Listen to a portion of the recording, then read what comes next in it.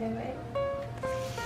Hey guys, so today I wanted to see how can we change up the typical katleti that we make as Ukrainians. So I called my grandma the other day, got her basic traditional recipe, and then we tried to put a little bit of a twist on it. So we did a version of them fried, a version of them baked, and then we even put like a little bit of them in meatloaf, in a meatloaf tin. So keep watching the video and you'll see our 3 variations on the traditional Ukrainian katleta. Alright guys, so you just take your lemon, your onion, you peel it, you finely chop it. I kind of did it roughly here, and then at the second chop I did it more finely, and make it as small as you can, but really it's not a big deal.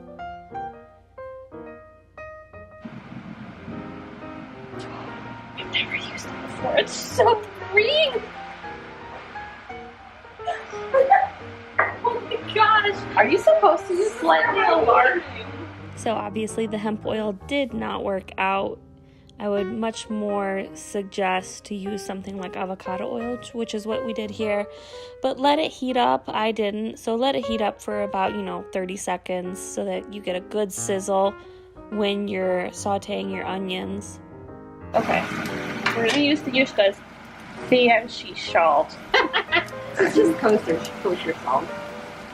Bam!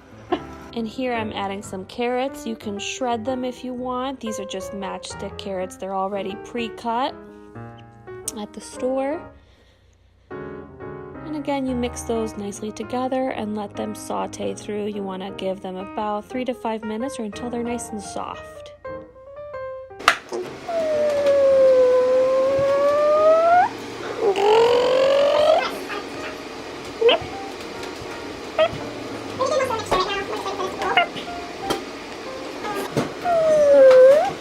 So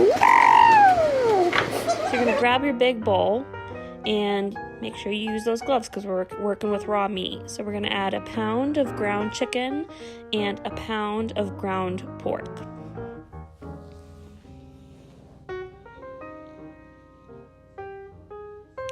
Then you're going to take about half a cup of hemp hearts. I add this for the crunch and for the omega-3s. And then you're going to take your quinoa. This was leftover quinoa from the night before. This was already pre-cooked and it had mushrooms in it for added moisture.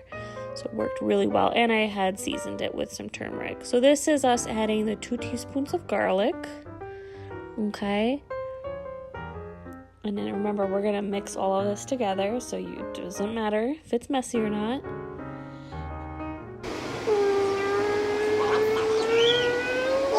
You're going to add your 1 egg. And then you're going to go ahead and do some spices. Really be as liberal as you want. I wish I had done a little bit more.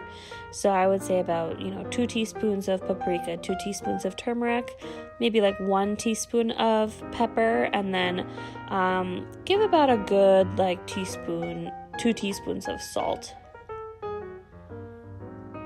Maybe even a full tablespoon. So this is the sauteed mixture of onions and carrots.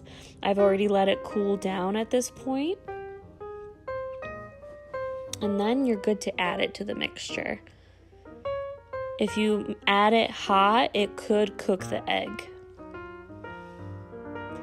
Here I am prepping the apples, so you just peel it. And then you go ahead and take out the core. If you have an apple corer, that's awesome. I don't. I just use a good old knife.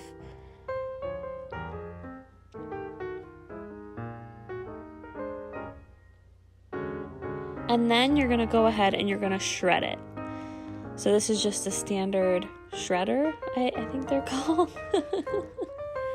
And you're not going to wring out any of the moisture. You want to actually keep in all that moisture. So this is a nice sweet apple. We're going to keep all of that together. And again, you're going to add that to the mixture. And go ahead, make sure you have your gloves on. And we're going to go ahead and just mix this thoroughly. Make sure it's all combined. Okay. And now I'm going to show you how to make it in 3 different ways. So this is the frying. Make sure your oil is heated up. This, unfortunately, again, we did not heat the oil up. It should be heated up on high. It was on low, so make sure it's on medium-high for about 30 seconds to a minute.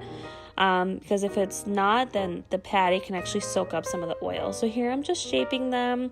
I'm just doing a general scoop from my hand. If you want to be consistent, take an ice cream scooper. Okay, and I just flatten them in the palm of my hand.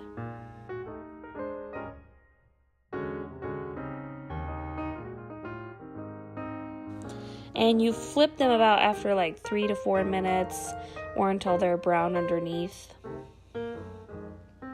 Just keep an eye on them. Okay, now this is you preheat the oven actually to 350 is what we found was best. Preheat the oven to 350, and then using an ice cream scooper, you scoop out the rest of the mixture, or like the, second third of it, onto a cookie sheet to again keep, making sure everything's consistent. And then you use a spoon with water to flatten out. So I dipped the spoon in water. That way it's not sticky. Like the mixture's not sticking to the spoon, and you can very easily mold the mixture and make it nice and flat and round.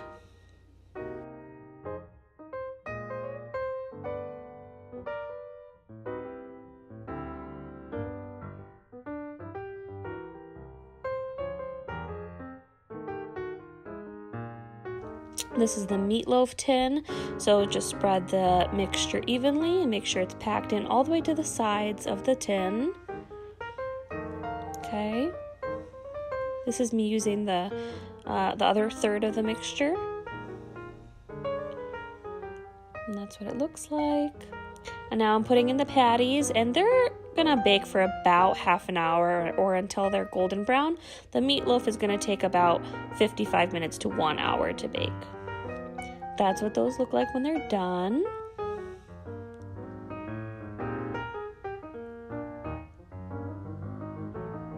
Remember, everyone's oven is a little bit different. Now, on the left, you have the fried patty, and on the right, you have the baked patty. On the left, the fried one is a little bit thicker and bigger, and the right one, it's thinner. This one breaks apart a little bit easier, so I feel like it's maintained some of that moistness better, but then again, it's also thicker. This one's thinner, so it almost looks like it's tougher, but I think it's mostly just because it's thinner and smaller. This is the meatloaf.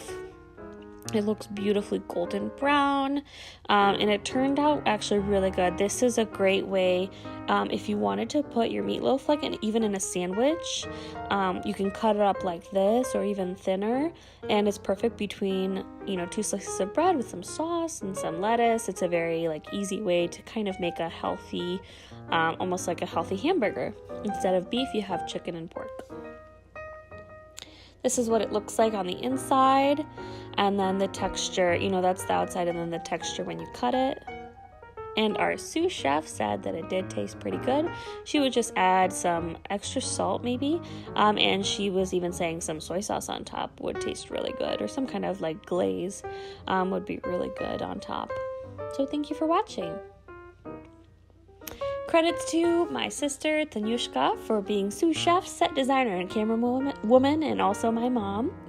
And I'm going to link the recipe down below as a PDF, but feel free to use it. Why are you laughing at me? Susan in her natural habitat. It doesn't taste the same. What, the katleta? No, but it's almond milk. No, it doesn't. Are you giving up dairy for Lent? No, for my GI tract.